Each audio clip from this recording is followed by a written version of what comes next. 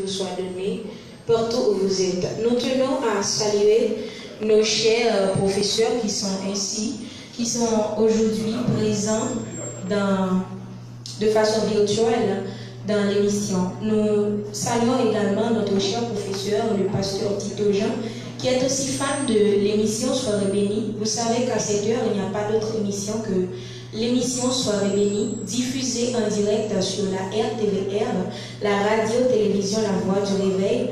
Et nous saluons aussi notre cher PDG, qui est le pasteur Élie Honoré. Nous tenons aussi à saluer chaque collègue, chaque confrère ici présent sur le panel. C'est toujours pour nous une grande joie d'être ici pour parler la parole du Seigneur. Ici, nous vous disons une bonne audition, de nous prêter votre écoute pour cette précieuse minute, pour cette précieuse heure que nous allons passer ensemble. Donc, nous laissons le panel pour que les autres puissent vous saluer. Donc, bonjour, bonsoir, messieurs. Mes salutations très spéciales à tous mes chers collègues ici présents dans l'émission. Et ici à tous mes chers téléspectateurs, téléspectatrices, amis des ondes, spécialement mon cher pasteur et professeur en théologie, le pasteur Tito Jean, qui est maintenant à l'écoute de cette dite émission. Et je réponds au nom de Gwen Marie. C'est une immense joie d'être avec vous ce soir dans l'émission Soirée bénie. Restez bénis, merci. Merci, c'est Samanda. Bonsoir à tous mes confrères qui sont ici présents sur les panels. Mon nom c'est Mitterrand Joseph.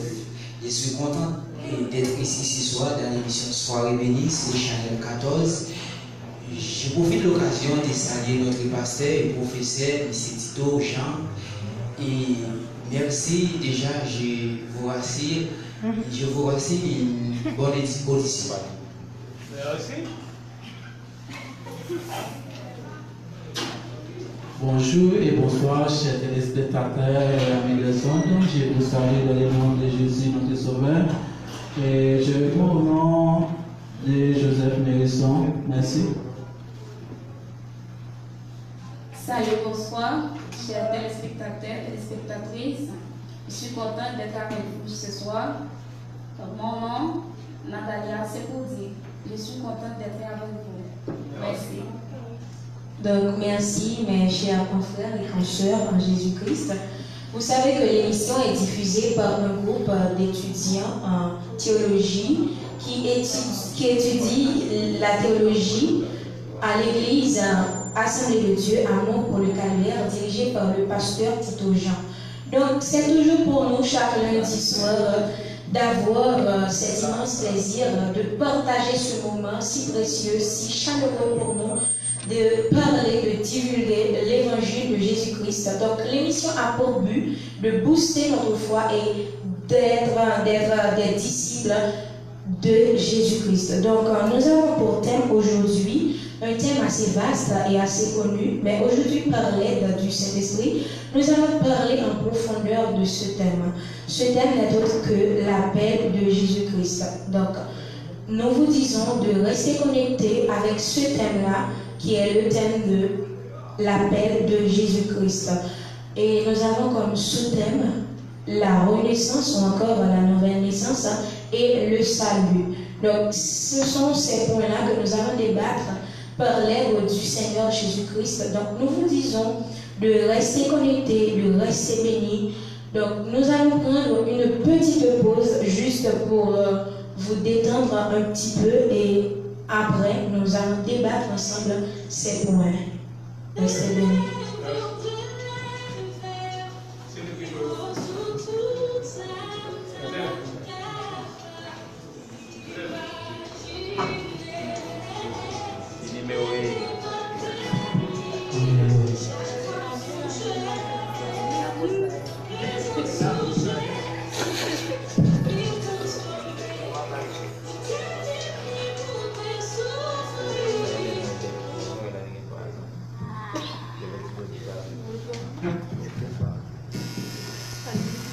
Donc, après la pause, mes chers auditeurs, mes super branchés, nous vous disons encore une fois bonsoir pour les nouvelles branchées, nouveaux branchés.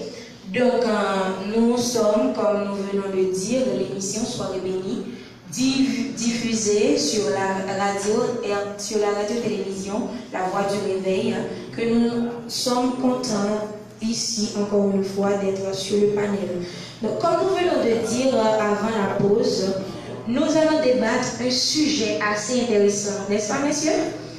Nous savons qu'à l'aide du Seigneur, nous allons pouvoir parler de ce thème qui est assez courant et assez important pour la vie de chaque personne vivant sur cette terre.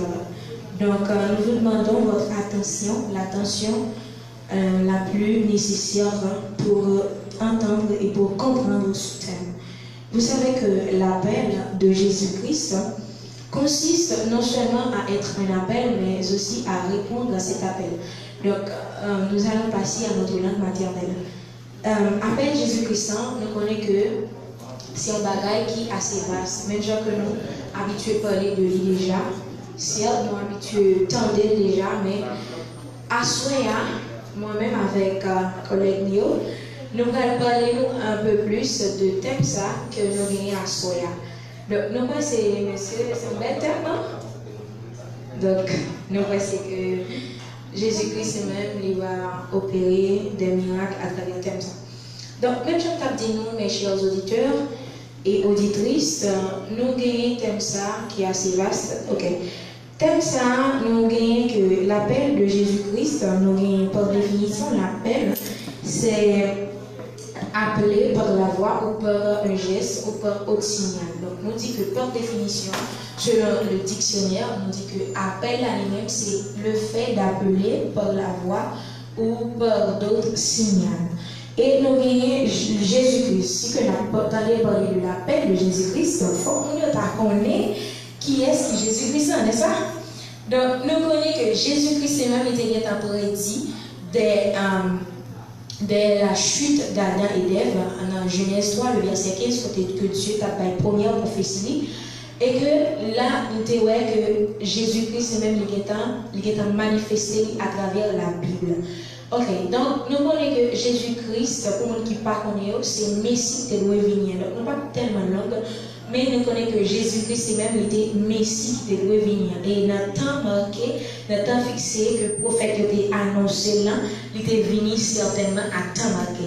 Donc, c'est Jésus-Christ ça que nous venons parler de l'appel. Nous ne venons pas parler d'un appel qu'on recevoir dans le téléphone ou bien un appel de maman, de papa. Non, nous venons parler de l'appel de Jésus-Christ à soi. Donc, nous connaissons que l'appel de Jésus-Christ lui-même ne se soucie pas d'avoir l'appel, mais aussi de le recevoir. Vous ne devez pas vous soucier simplement de savoir que vous avez l'appel de Jésus-Christ. Mais le plus important, c'est de recevoir, d'accepter cet appel.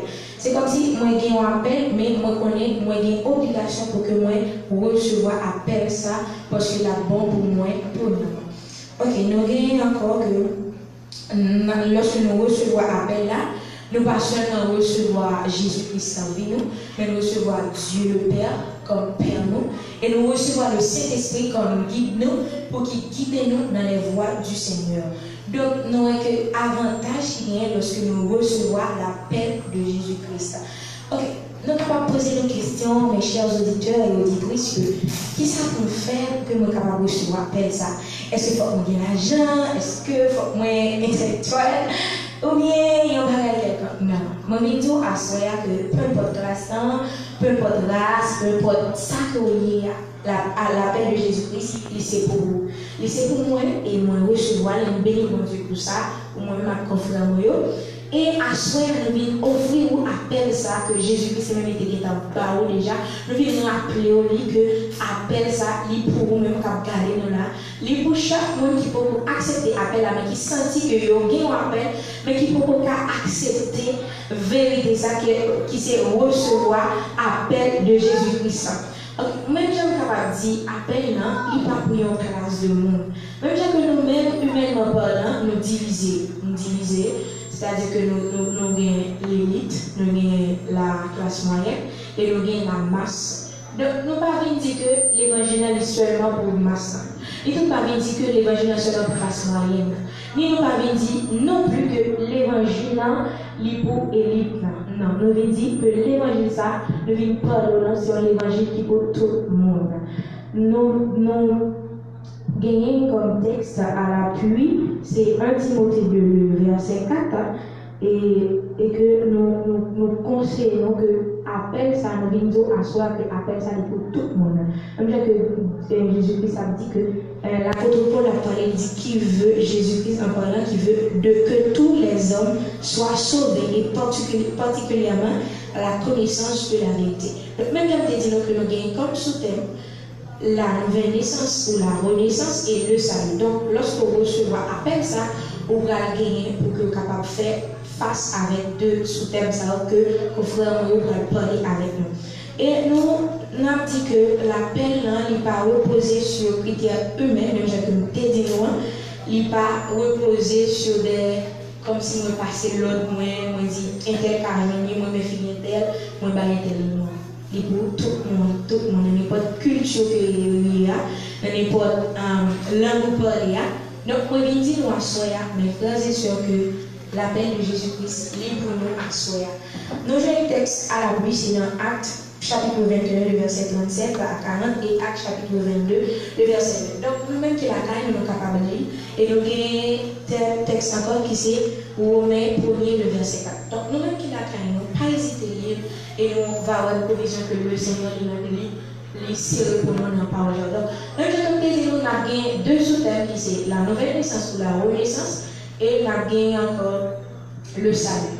Donc, on a passé avec notre confrère, nous avons parlé plus de belles thèmes ça parce que nous avons envie d'en et nous avons accès content de eux. Donc, moi, je fais place avec nous. Bon Dieu béni. Bonsoir, je suis pour tous les et nous allons la naissance. Qui ça la naissance? Dans le dictionnaire, la naissance est une définition de nouveau. Mais dans la littérature, la naissance c'est un mouvement littéraire qui se situe entre le Moyen-Âge et l'époque classique. La Renaissance est prononcée pour la première fois par l'historien Jules Michelet en 1855. Mais nous ne parlons pas de la Renaissance dans le sens littéraire, mais nous parlons de la Renaissance dans le sens biblique. Qui ça la Renaissance dans le sens biblique? Et dans le sens biblique ou théologique, la Renaissance signifie nouvelle naissance ou né de nouveau. Si nous considérons un chapitre qui est assez intéressant dans la Bible, qui c'est Évangile de Jean, et le chapitre 3, côté des pharisiens qui étaient surnommés, Nicodème qui a entamé une discussion avec Jésus-Christ. Jésus-Christ va dire comme ça, personne ne peut tenter dans le ciel là, si qu'il n'est pas né de nouveau. Mais Nicodème n'a pas qu'à comprendre que Jésus-Christ a dit et né de nouveau. Négatif que Nicodème n'a pas comprendre la puissance Jésus-Christ a dit de le nouveau. Il comprend dans le sens physique, mais Dieu a parlé dans le sens spirituel. Et parce que immédiatement, il a fait dans le verset précédent, Dieu va dire Nicodème, et ceux qui ont de la chair est chair, et ceux qui ont de l'esprit est esprit. Alors, on va dire que Nicodème était plus sur une naissance de l'essence physique, parce qu'immédiatement, où est la chair ou est physique, mais Dieu a parlé dans le sens spirituel, parce qu'immédiatement, où est esprit ou est le spirituel. Alors, Nicodème a dit assez maturité pour te comprendre, pour te atteindre le niveau que Dieu t'a parlé de nouvelle naissance. Et dès qu'on dit encore que nouvelle naissance, c'est tant pour né de l'esprit, c'est abandonner vieille habitude, vieille homme, vieille nature qui est juste avant de nouveau, et vieille nature qui est juste avant d'accepter Christ, et ça, nouvelle naissance. Et l'immédiatement impossible pour un monde qui est né de nouveau, pour ne pas abandonner vieille nature qui est pour ne pas abandonner vieille homme. Parce que immédiatement, on est de nouveau qui s'est de l'esprit, et fuir de l'esprit aussi posément et manifester dans la vie. Il est impossible pour nous dire de nouveau, pour nous être rancunier, pour toujours rancunier. Pour nous être jaloux, pour toujours jaloux. Il est impossible, mes frères et sœurs. Alors, nous devons considérer un texte biblique dans la Bible, qui c'est 2 Corinthiens 5, verset 17, qui dit si quelqu'un est Christ, il est une nouvelle créature. Alors, mes amis ont choisi Christ dans la vie. Ou bien faire ça que les nouveaux, vous supposez quitter vieille nature, vous supposez abandonner vieille mœurs, pour mener une nouveauté de vie. Bon, je vais passer avec notre confrère qui va parler un peu de l'autre souterrain. Merci. Bonsoir, et une fois encore, nous saluons Pasteur nous et M. Tito Jean, nous saluons tous les téléspectateurs, téléspectatrices qui suivent nous dans l'émission Soirée bénie. C'est une joie pour nous avec nous à soir.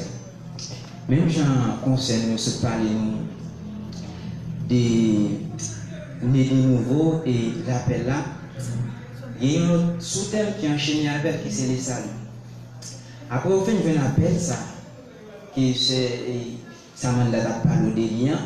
Le fin vient appeler ça qui vient de Jésus. Même gens c'est concerne ta parler de moi. Bon mode de vie ou vient amener. Ou pas amener même vie encore. Ou venir de nouveau. Après au final amener mode de vie ça ou vient recevoir ça ou les salut. Salut à Céline nous va parler de l'inamisa. Et la dictionnaire français définit salut comme ça. C'est un fait pour quelqu'un d'échapper à un danger ou à un malheur ou à la mort.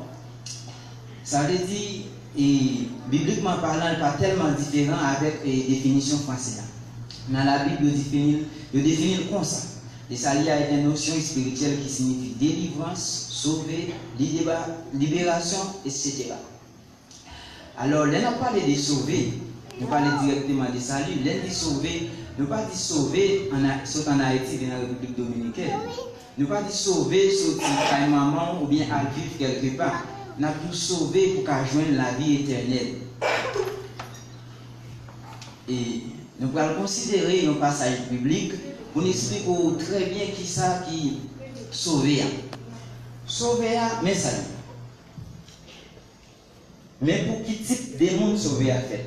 Sauver a fait pour les gens qui croient dans Jésus, ça veut dire quoi?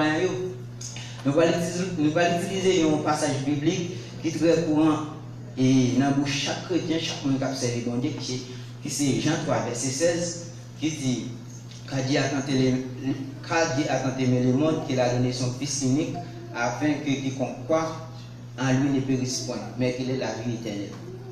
Dans le ça, nous baser sur les verbes quoi. Verbe là c'est quoi et moi c'est croyant. Ça veut dire, royaume ciel là, vie éternelle, ça n'a pas l'eau qui c'est ça lui. C'est lui-même et qui sauve là. C'est pas sauvé, je ne tape tout là, c'est pas sauvé pour aller une vie comme si libéral ou bien l'autre vie, mais sauvé pour qu'on joigne la vie éternelle là. Et sans oublier, selon l'évangile, Jean, il parle des gens qui croient en pile. Comme référence, nous joignons dans Jean 5, verset 24, côté Jésus a parlé, il dit en vérité, je vous l'ai dit, celui qui écoute ma parole et qui croit, t'as remis sur quoi ça pour moi encore? Parce que les gens qui ne croient pas, ils ne peuvent pas joindre salut ça. Des salvations, ça, des sauver ça, et conseil, tu as parlé de nous, ne pas joindre. Alors, nous avons conseillé chaque grand monde qui suit l'émission Soirée bénie à soir. Chaque grand téléspectateur, chaque grand ami, chaque grand fidèle auditeur qui suit l'émission Soirée bénie encore. Et mission et devise nous doit croire dans Jésus. Parce que c'est là-dedans qui gagne ça. C'est dans Jésus qui gagne sauver notre parler là. Alors, volonté bon Dieu, c'est pour tout le monde qui vient salir. Même Jean conseil à cap dit nous, et ça n'y a pas pour ni race, ni pas pour ni couleur, ni pas